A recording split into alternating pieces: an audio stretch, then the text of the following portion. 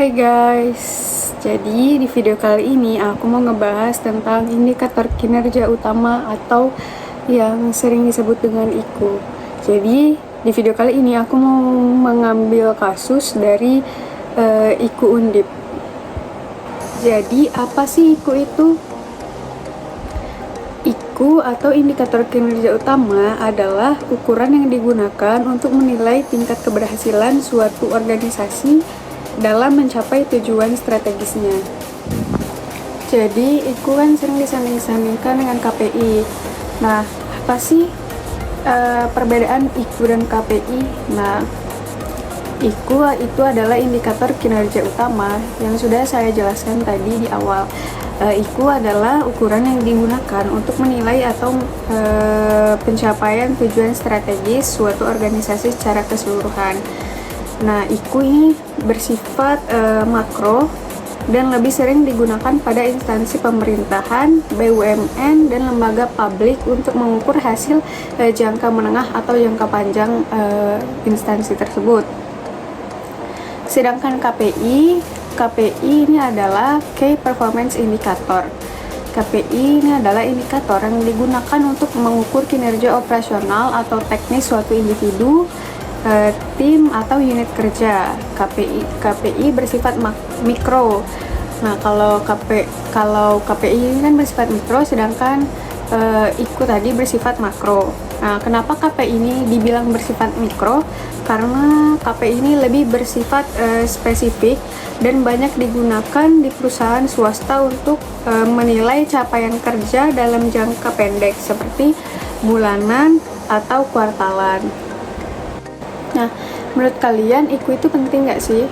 Nah, jadi IQ itu sangat penting dalam organisasi ya, khususnya dalam instansi pendidikan tinggi seperti Universitas Diponegoro.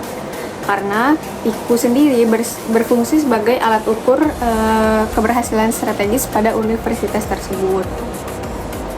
Nah, jadi mengapa sih IQ itu penting? Nah, karena dari IQ itu dapat mengukur pencapaian tujuan strategis organisasi atau instansi. Kemudian IQ juga dapat menjadi dasar pengambilan keputusan. Yang ketiga, dapat mendorong kinerja organisasi.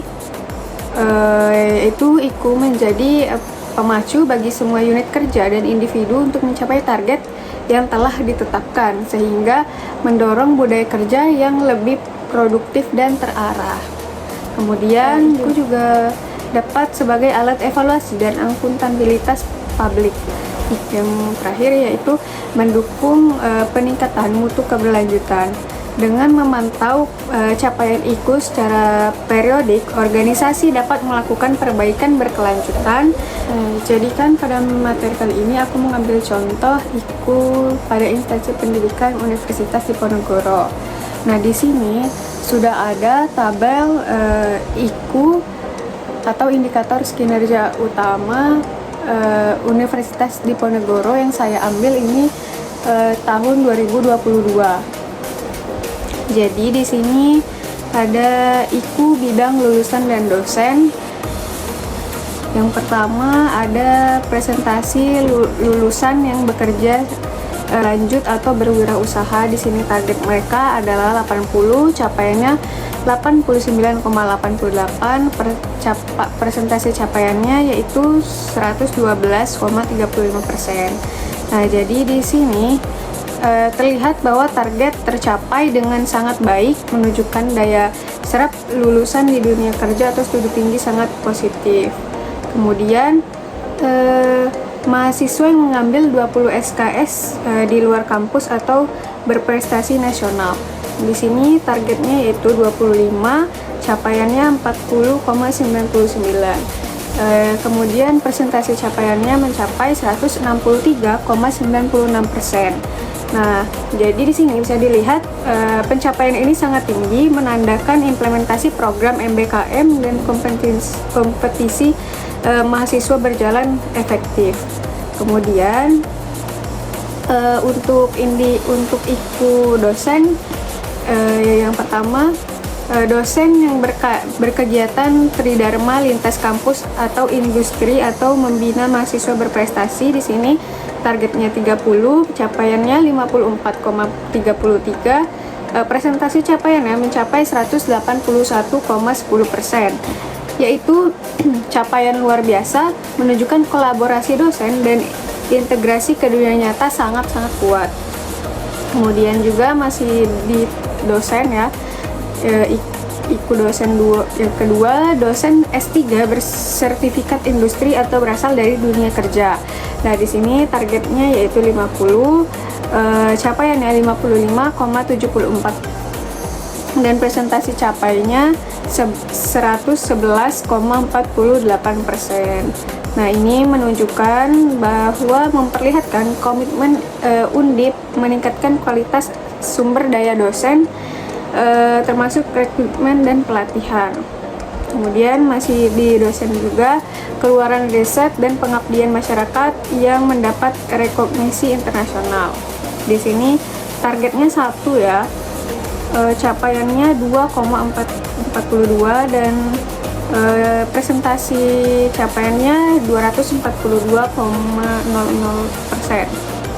Capaiannya tertinggi ya, menandakan produktivitas riset dan kualitas pengabdian dosen sangat baik di tingkat global. Kemudian di sini ada IKU di bidang kurikulum dan tata kelola. Yang pertama, IKU 3.1, prodi yang menjalin kerjasama dengan mitra. Targetnya di sini 57, capaiannya 100, presentasi capaiannya mencapai 175,44%. Nah, kolaborasi dengan mitra industri dan akademik sangat kuat. Ini penting untuk mendukung MBKM dan riset terapan. Kemudian 3.2, mata kuliah dengan case method atau team based project. Di sini targetnya 50 juga, capaiannya 75,47%. Presentasi capaiannya 150,94%. Nah, dapat dilihat dari capaian tersebut menunjukkan transformasi pembelajaran Undip ke arah yang lebih aktif dan berbasis praktik nyata. Kemudian masih tentang bidang kurikulum, yaitu prodi yang memiliki akreditas atau sertifikasi internasional. Di sini targetnya 10, capaiannya 38,86%. Kemudian target capaiannya mencapai 388,60%. Nah, dari situ dapat kita lihat capaian spektakuler menandakan peningkatan daya saing global dan branding internasional Undip. Kemudian masuk ke IKU 4.1 atau IKK. Rata-rata predikat SAKIP Satker minimal BB.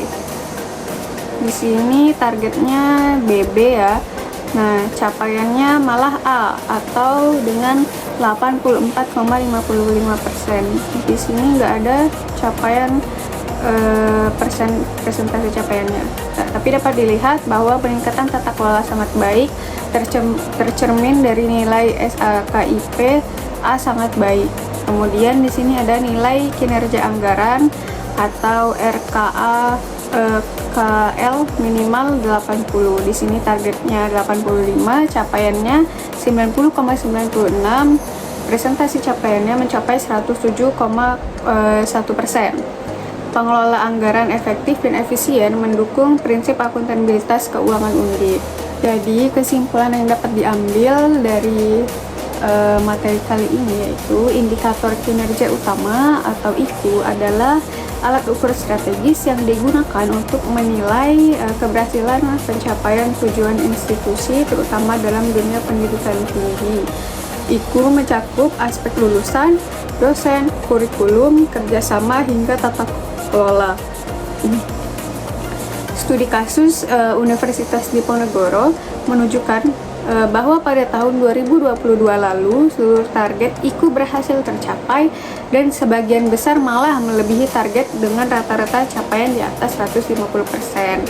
Nah, hal ini mencerminkan bahwa Universitas Diponegoro telah menjalankan transformasi pendidikan tinggi secara efektif melalui peningkatan mutu lulusan, kolaborasi dosen, penguatan kurikulum, dan tata kelola yang baik, sehingga mendekatkan diri menjadi world class university.